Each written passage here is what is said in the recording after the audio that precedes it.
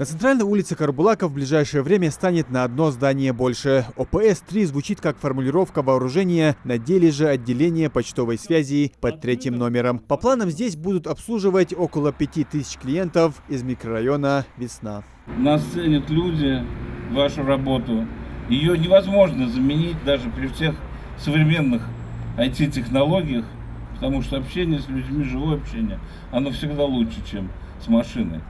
Ну и вот те результаты, которые говорят, что наше управление почты занимает 2-е место по всему Северокавказскому макрорегиону, это, конечно, вот дорого стоит. Поэтому еще от имени главы республики Калиматова Махмуда Алимак-Шариповича решите поздравить вас с этим торжественным праздником. Мы закладываем еще один объект. Это еще новые рабочие места, это культурное обслуживание, и это все для блага людей. Далее почетные гости в лице премьера и директора Республиканского почтового управления закладывают капсулу под основание здания. Там она будет находиться до первой реконструкции отделения. Старт строительным работам дан.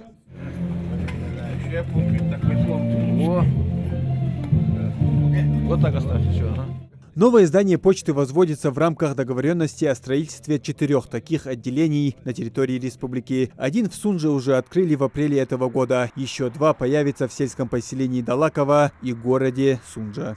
Все это в совокупности делается для того, чтобы максимально приблизить оказываемую услугу населению. На сегодняшний день под четким контролем руководства АО «Почта России», макрорегион, естественно, под чутким руководством главы республики и правительства ведется вся работа по развитию отделения почтовой связи. В новом почтовом отделении будут работать 4 человека. Там планируют оказывать почтовые и коммерческие услуги. А отделение Почта-банка будет предоставлять жителям этой части города все финансовые услуги. Как мы услышали новость о новом почтовом отделении, мы просто обрадовались. Потому что здесь большой контингент.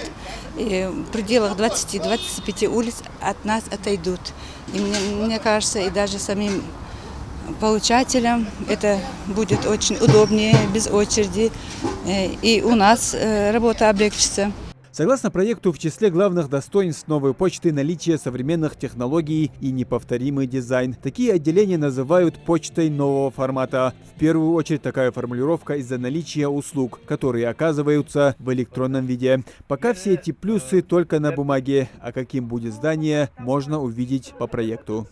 Пока рабочие только возвели подпорную стену и тем самым обозначили границы нового почтового отделения. Ну а закладка этой капсулы дала старт строительству самого здания. Итоги будут известны в конце года. Именно тогда обещают все завершить. Муслим Ганиев, Хамзат Халухоев, Новости 24.